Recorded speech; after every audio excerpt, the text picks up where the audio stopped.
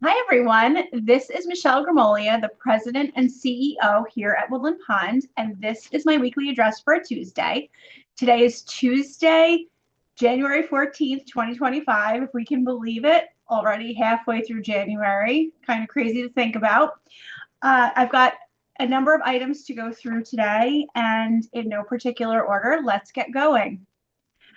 You may have seen if you have left the campus and come back to the campus through the main entrance, or if you're on our Facebook page, or if you read the Hudson Valley One or other things, that the New Paltz Planning Board has advanced our application for on-campus renovations to the next step. And what that means is that on January 21st at 7 p.m., there will be a public hearing as required under the applicable regulations here in the village to allow for anyone from the public to comment on our proposed plans and the application. I know a number of residents have expressed an interest in coming and advocating for the project, and we do certainly appreciate that. If you're interested in attending and doing that, certainly you can speak to Dave Roberts. Similarly, if you have concerns about the project and you feel that for some reason that's something that you want to raise as well, it's a public hearing. It's certainly your right to do so. We have made the notifications as required to the local community, and as well put the legal notice in the paper as required. So we're very much looking forward to that. We don't anticipate any significant issues, but you never know. It's a public hearing. We're very excited that that is moving forward. The next thing that I wanted to mention, again, no particular order. This morning, you may have seen a flatbed truck delivering what looks like a shipping container somewhere on the property. And you would be right. We did actually we purchased a shipping container, empty, because as we look at continued next steps for beginning to prep the community for different phases of construction and so forth, we identified a need to be able to take certain Woodland Pond owned items out of our storage cages downstairs, just as residents have very graciously evaluated their storage needs. We have the same situation. Lots of Christmas trees down there and other things, if you ever kind of looked around and said, what is all of this stuff? So because we had purchased the adjacent property, the concrete pad area where our snow removal contractors normally store their equipment, does allow for us to have placed this shipping container, which will be used for storage. It should not be visible to anyone. It's discreetly placed up on the gravel part of Ermine Lane. And again, we do own that parcel now. So this worked out really well for us. Apparently shipping containers are not that expensive and they're readily available. Accordingly, you will start hearing from us about some of the logistical changes that will happen for those of you that opted to downsize your cage, your storage cage, combine with another resident, take a half cage. You're going to start to get notices on all of that stuff. But this storage cage was the first step in our being able to move Woodland Pond owned items off campus. Well, it's still on campus, but out of the main storage area.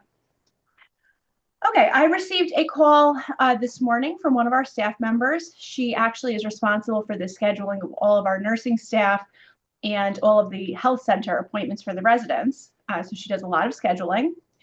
The call was forwarded to her, I believe, from reception, because the caller had asked to speak to someone, and they were calling from the orthopedic clinic. Now, this particular staff member, she's been with us for quite a long time, and she has a very healthy level of skepticism. She questioned them. It didn't make sense. She asked them, what orthopedic center, and there was some stumbling and mumbling. They then went on to say that they were trying to reach the person that had been in for knee pain or hip pain. And as the conversation was going on, the voice seemed like it had a very strong foreign accent. It just wasn't really adding up in the way that this particular employee felt like it should. And as she asked more questions, she became quite confident that this was a scam phone call. I share this with you because these kinds of scams can happen in any format. I routinely get texts to my cell phone that say that there's a problem with something USPS, suggesting that it's from the Postal Service and that a package is held up somewhere, and that this whoever sent the text allegedly needs additional information to be able to release my package. Those are a scam. So they're coming in on texts, they're coming in on phone calls, they're coming in certainly on email. We just all have to be really skeptical and really careful. And I once again want to just offer to you, we've got several staff members here on campus that can help you with any questions that you have. I don't want anyone to ever feel any level of embarrassment on any of these issues. We can all get duped. The most important thing is that you know that we are here to help you. So if you do run into any issues, please do contact us. Our registered dietitian has asked me to let you know that she will be doing a talk. Let's see, when is this? I don't see a date on this, so I'm going to have to get, oh, here it is. On Tuesday, January 21st at 1:30 in the Great Room, our registered dietitian, Tanya Lopez, is going to be talking about the health benefits of mindful eating. And for those that are not familiar with the concept of mindful eating, from a layman's perspective, it basically is the thought of consuming things with intention to more appropriately align with your nutritional and health needs versus sort of always, defaulting to what's, let's say, easiest or the most comforting, for example. So it's really, I think she's going to emphasize, the different ways that you can be sure that you're eating mindfully. Some of that has to do with not eating when you're doing something else, like watching TV. That inherently creates a lack of mindfulness when eating, and lots of other habits. I know many of you are very interested in making sure that your dietary choices may not be perfect, but at least that they're being moderated. So do plan on joining Tanya on Tuesday, the 21st at 1:30 in the Great Room for that. And I know that she plans to do many more seminars throughout the course of 2025.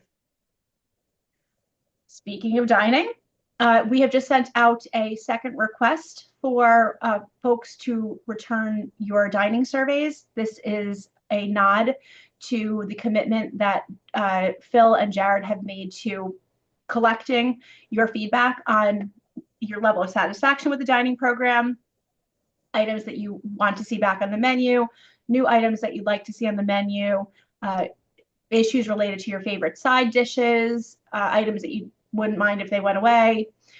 Very, very simple survey. It really takes just a couple of minutes, and I have reviewed and shared with both Phil and Jared the responses that we've received to date. Unfortunately, we've only received about 90. While that may not seem like a small number, we have almost 400 residents between independent living and the health center. And because dining is such an important part of our lives, particularly at Woodland Pond, we're really hopeful that everyone takes the time to complete that survey. As usual, we are seeing sort of a lot of this answer offsets this answer. I couldn't help but chuckle. I've got one person saying, where are the roasted vegetables with bacon as a side? And then somebody equally saying, no more vegetables with bacon, please, as a side. And you kind of see that. And I jokingly said to Phil, wouldn't it be funny if we just sort of took, and if this one cancels this one out, then they both come off. But that's sort of typical of Woodland Pond. Too much spice, not enough spice. That's one we see all the time. Very much preference issues. But there's some really good feedback in there. One of the things that we are very clearly seeing that we need to help residents with is an understanding of retail pricing, restaurant style pricing, because although we are not in any way trying to make any substantial profit off of our dining program, we certainly have to be breaking even. And you will see comments there about the price points and the cost levels. And I think it's really just a matter of the fact that a lot of our residents may not be dining out. It costs an enormous amount to put a plate in a retail setting, including ours. Ours is a retail setting. So just procurement of ingredients, the staffing, the cost to replace china and other goods, the linens. When you take all of those things into account, the menu prices have to be sure that they're at least covering with maybe a very small 1 or 2% margin across the board. So in order to do that, you really can't completely do that on a case-by-case basis, but you have to sort of marry those things.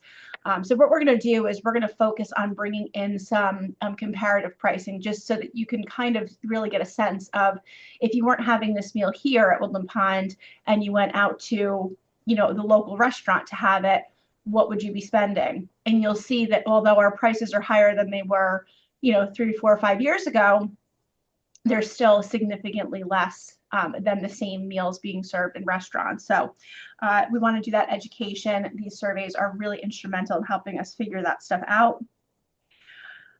This Thursday, we will be providing transportation to the New Paltz High School for the capital budget, capital expenditure plan vote. If you are not familiar with this, you are encouraged by me right now to familiarize yourself with what's going on and really take the time to educate yourself as best you can between now and Thursday. And I'm imploring you to use your vote. I don't have a preference one way or the other on the way that this goes. I'm not a New Paltz resident, but there are significant requests on the table through these propositions. And as residents of New Paltz, you do have a voice, and I really encourage you to use it. So please do what you can to educate yourself on what is proposed related to capital budget, capital spending for the school district, and then please do make plans to go to the high school gym on Thursday and vote. Again, Woodland Pond will be providing transportation between 2 and 4 p.m. If you have any additional questions, you can call concierge and ask, or you can Google the vote. It's been all over social media, quite the hot topic. People are feeling pretty strongly on this issue on both sides of the yes and the no. But you have a voice, and we represent a significant number of the populace of New Paltz. So please do make that a priority. Just back to the dining survey. Lindsay is actually going to make paper copies available. So while it is via email right now through Constant Contact, she's going to be making paper copies available at Concierge. We would like to get all of the responses on those dining surveys in by this Friday, please. You have looked outside, and you have probably seen the previously mentioned cold food truck that we're using to keep our cold food product at the proper temperatures while we demolish the existing walk-in coolers and freezers in the main kitchen and replace those. That is a routine preventative capital project that we had anticipated to take place in early 2025 and is not attached to the master planning project, the renovation, but it needed to get done and we needed to do it beforehand. So we had the engineering done in 2024, and now the work is underway. So the nice thing right now with that truck that's holding the cold food product is the temperatures are actually working in our favor. So the truck doesn't have to work super overtime in order to maintain its proper refrigeration temps, and that's great. Should this have happened in the summer, that truck would need to be working a lot harder. That generator would have to be running a lot harder in order to keep that cool. But us having done this in the winter is definitely working in our favor in that regard. And while the trailer just arrived on Sunday, and we're getting used to, when does the generator need to run? When is the ambient air temperature already colder than what we need it to be? You're going to see that there's going to be times when the generator seems like it's running and times that it's not. My experience is it's not as loud as I thought that it was going to be, and I have not smelled any emissions. If you have any issues or questions, please do contact somebody at concierge or reception or anyone on our leadership team, and we will make sure that your needs are attended to the best that we can. Tomorrow, we have management Q&A in the PAC. This is also live streamed on channel 1340. I very much encourage you all to participate in this, whether you come in person or watch on channel 1340. This is not just related to independent living. We cover all topics for all areas of the community, and it's a great place for you to come and hear what questions your neighbors have and important information that our department heads have for you. On Thursday at 2 p.m. in the PAC, also live streamed on 1340, we have our next iteration of Council Connections. And our Director of Dining Services, Phil Cavallo, will be the invited guest. You are not going to want to miss that.